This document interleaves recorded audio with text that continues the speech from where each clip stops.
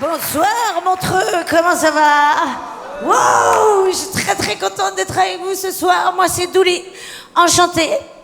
Alors, avant de commencer, pour tous ceux qui se poseraient des questions, et pour éviter tout malentendu, non, je ne suis pas bourré. Ouais, ça détend. Non, je bois plus d'alcool depuis très très longtemps. Et oui, je suis née avec cette voix et cette addiction de clochard. Ah non, c'est pas des conneries, hein. Je parlais déjà comme ça à 5 ans. Hé Mélanie, tu me prêtes ta poupée? Voilà. J'avais clairement pas d'amis dans les parcs. Non, c'est très tard que j'ai compris qu'en fait à l'époque je passais pour un pédophile nain. Vous savez les nanas quand elles vont au karaoké pour se la péter, qu'est-ce qu'elles chantent? Un petit Rihanna, un petit Céline Dion. Bon ben moi j'ai pas le choix, hein, je sors ma voix de garou direct. Et si tu crois que c'est fini. Voilà, je fais pas l'unanimité, non. Non, je pense que ceux qui m'applaudissent c'est par peur des représailles en fait. Après ça a un côté pratique, hein. Par exemple grâce à cette voix j'ai évité une bonne dizaine de viols. Hein, mais ils se barrent en courant les mecs, hein, vraiment. Un soir il y a un exhibe qui est venu et me dit hey, tu veux voir ma bite? Je lui dis, bah vas-y, fais péter, salope!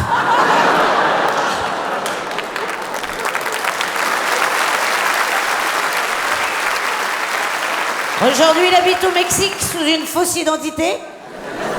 En même temps, moi, si je crie au viol, bon, bah instinctivement, personne ne vient, tu vois. En tout cas, moi, j'y vais pas. Après, c'est quand même un handicap, hein. Par exemple, pour trouver du boulot, c'est pire que de faire partie d'une minorité, tu vois. Je veux dire, il n'y a aucun pays dans le monde où on impose à une entreprise d'embaucher des alcoolos pour respecter les quotas. Le quota éthylique n'existe pas dans la vraie vie. Non, je me dis heureusement que j'ai choisi ce métier. Imaginez si j'avais voulu être un truc un peu sérieux, tu vois, je sais pas, par exemple, avocate. Chaud pour trouver des clients quand même, hein. À part défendre des sourds, éventuellement. Et encore, si ça se trouve, je parle bourré avec les mains et je sais pas encore. Et genre, je dis à mon client sourd, ne vous inquiétez pas, on va le gagner ce procès. Le mec comprend, t'inquiète Roger, il y a du rosé au frais. C'est délicat quand même. Après, j'ai quand même réussi à faire pas mal de métiers, hein. J'ai été gogolenseuse, barmaid, j'ai doublé du porno en allemand. Je faisais le mec, bien sûr, hein. Ich bin der Plombier. Ça fonctionnait. J'ai fait un peu de cinoche, hein, dans des rôles poignants, avec une spécialité, pute morte de dos à contre-jour. Je vous promets, c'est pas des conneries. Le réalisateur m'a appelé, il me dit ouais, Douli, il y a un rôle de pute morte, on a tout de suite pensé à toi. J'ai dit mais pas pute vivante, non? Pute épanouie, peut-être? À la rigueur, pute à l'agonie, non? Morte? Bon. J'ai même pas été payée, voilà. Pute morte bénévole, j'adore ma vie. Bon, en même temps, c'est vrai qu'a priori, une pute morte, c'est gratuit. Même. Oh.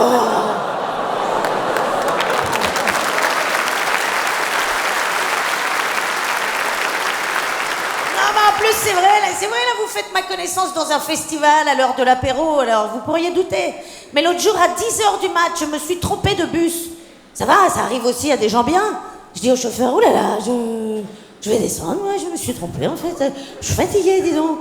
Il me dit, ouais, enfin pas que fatiguée apparemment. 10h du mat', merde!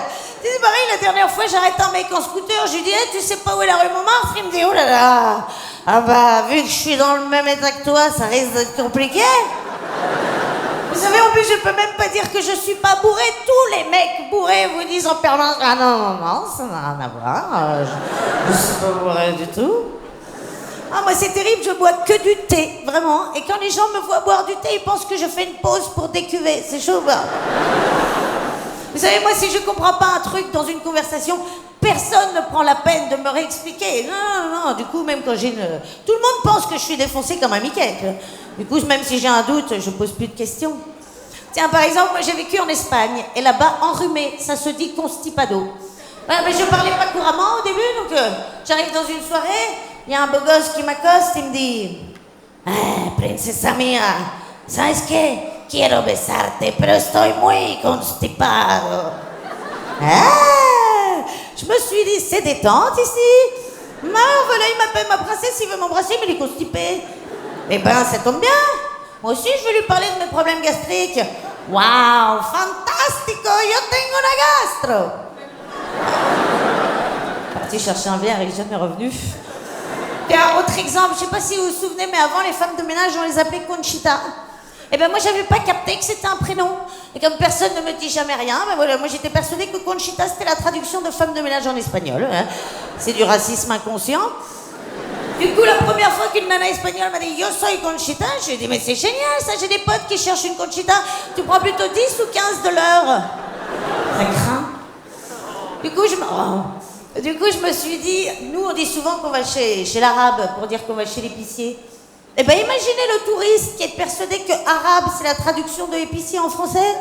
Tu sais, il va être sympa avec le rebeu du coin pour s'intégrer et il dit « Ça fait longtemps que vous êtes arabe comme ça ?» Ah, depuis toujours? Ah oui, donc c'est une vocation en fait. Alors, en attendant, c'est vachement pratique les petits arabes la nuit. Vous savez, moi, à cause de cette voix, j'ai décidé de ne pas avoir d'enfant. Non, c'est bon, si c'est pour entendre toute la journée picoler dans votre état, mais quelle honte! 9 mois de ça, 9 mois de jugement, tout ça pour qu'au final mon fils m'appelle papa?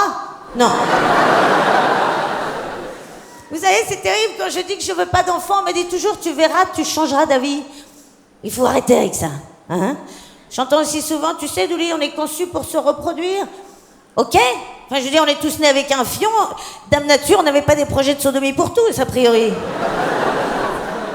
Tiens, as-tu envie de faire l'expérience de la sodomie en prison? Non.